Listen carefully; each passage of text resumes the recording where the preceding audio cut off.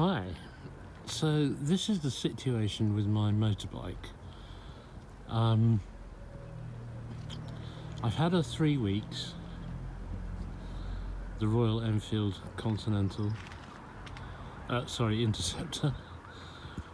The bike kept on cutting out. I gave it back to the dealers, and of the 3 weeks I've owned it, for 1 week it's been at the dealers. The reason I'm doing this video here is because over there, can you just see below that line of cloud, is the Malvern Hills, and that is where they not only make the Malvern Hills, they make Morgan cars, which you might be familiar with, but it's also where the dealership is that sold me the Royal Enfield. It's my nearest one, and it's a total pain to get to by public transport from here. So in other words, I'd have to get a train and then a bus, and the train station is, getting on for a couple of miles away. Right, now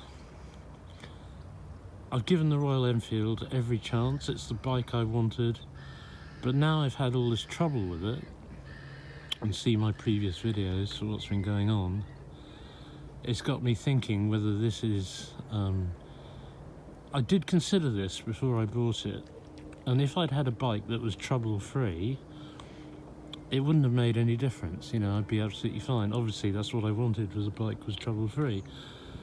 But yeah, it's going to take at least 2 or 3 hours to get to Malvern by public transport when it's being serviced at the dealer, which you have to do to preserve your warranty. Now, come on a short walk with me. This is St Mary's Lane car park in Tewkesbury.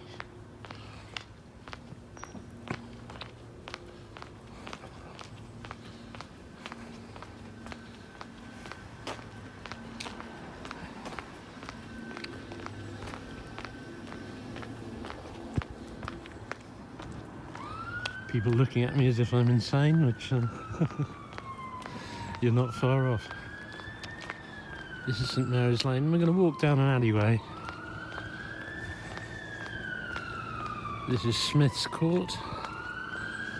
Excuse me. It's cold today.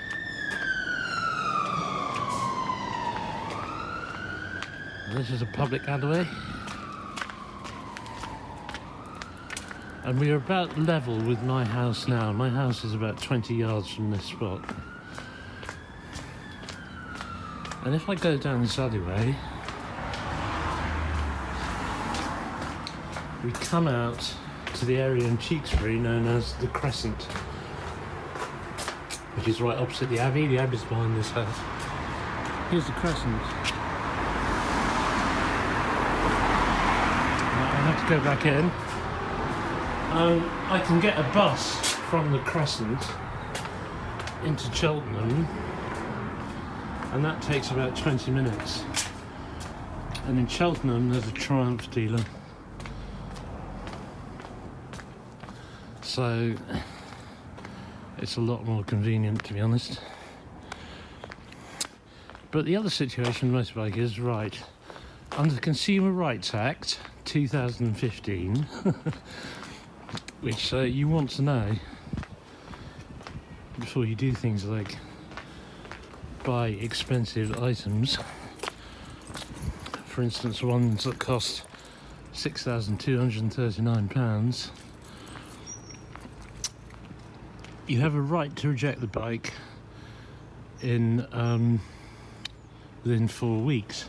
I'm just going to stop this here. Visuals. Yeah, you have a right to reject the bike within 4 weeks, but because it's a motor vehicle, the dealer has a chance to correct it. He can take it in once, try and repair it, give it back, and if it's not working properly, you can then still reject it. And when I gave them the bike back last week, I wrote to them formally in an email that I was officially rejecting the bike, even though I understood it could be a really easy fix, such as cleaning out the dielectric grease from the relays. I'm just not prepared to be, I'm just not prepared to have a dud, really. So that is what happened last week. They had their one chance to repair it, and if Mavis here doesn't pass her test ride, then it's going back and I'm getting my money back. And I'm undecided, because of the reasons I've just outlined, whether to give Royal Enfield another go, and I've given them a really fair shot, I think, or to go for a Triumph, which will cost me £1,000 more for a Trident. But as I say, before I chose to go the Royal Enfield route, I actually did a spreadsheet, and the Trident, spec'd out with a Bluetooth module and a quick shifter, only came out at £1,000 more. I mean, £1,000 is £1,000, but it's a lot less than what I was thinking. So I've got a difficult decision to make. Right now, it's still really cold today. My bird feeder is still frozen over. And according to the BBC weather, which I know I continually complain about, but, you know, we're an island in the middle of the Atlantic. Our weather comes off the Atlantic. It's very changeable. It rains a lot. You know, that is why in England, the weather is one of the favourite topics of conversation. But tomorrow, according to the BBC, it's going to be a lot warmer, which will be a fairer test, because it's just above freezing now. And what I'll be doing is I'll be going around the Appley way once, possibly twice. And if the bike cuts out, I'm handing it back and getting my money back, because I'm not prepared to mess around with a dud. I've given it a really fair chance. The dealer's had his chance to repair it. I really like the bike, but, you know, you have to be practical. If it's a dud, it's going to take a long time to track down this electrical fault, whatever it is. Who knows? Now, the dealer said that what they've done is they've obviously cleared out the relays, the dielectric grease from the relays onto your left side panel. And I had a look at them yesterday, and to my shock, I found that there's only 3 relays rather than 4 on the Euro 5 bikes, but it doesn't make any difference.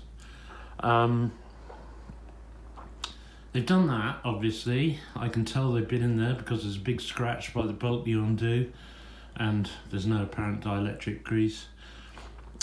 And they've also had Royal Enfield in India log onto the bike over the internet, and presumably, I mean, I don't know what they did, they messed around with the echo, I presume, reflashed it or something, and they're trying to diagnose it according to the delivery guy. So that's it. I mean, I don't see what more they can do. I think that's a very fair thing for the dealer to have done. I mean, they've done all they can. And if it's still not working properly, then with great sadness, because I just love her, just look at her. Isn't she gorgeous? But with great sadness, I'm going to have to reject this one. And then I'll have to take this very tricky decision about whether to plough the money back. I'll get my money back off them under the terms of the Act. And I'll then have this very tricky decision about whether to go for another Royal Enfield or to switch to Triumph. And the way I'm thinking at the moment, just a cut down on the hassle really, and because of the experience I've had, and you know, the the experience I had on the phone trying to get, which I've outlined in another video, I am thinking I am going to go the Triumph route if that happens. So it's all terribly sad, that would all be terribly sad, but you know, one has to be practical. I'm not really prepared to let my sort of emotions override you know, my finances. So that's it, that's the update on Mavis. And tomorrow, provided the weather pans out like it should, I'll be taking her for a test, and that's it. That's, you know, that is the test. Will it cut out? The tension is unbearable. But I'll post a video. I'll be recording it all on the Insta360, hopefully with a view of the clocks in case she cuts out again. And I'll see you tomorrow, hopefully.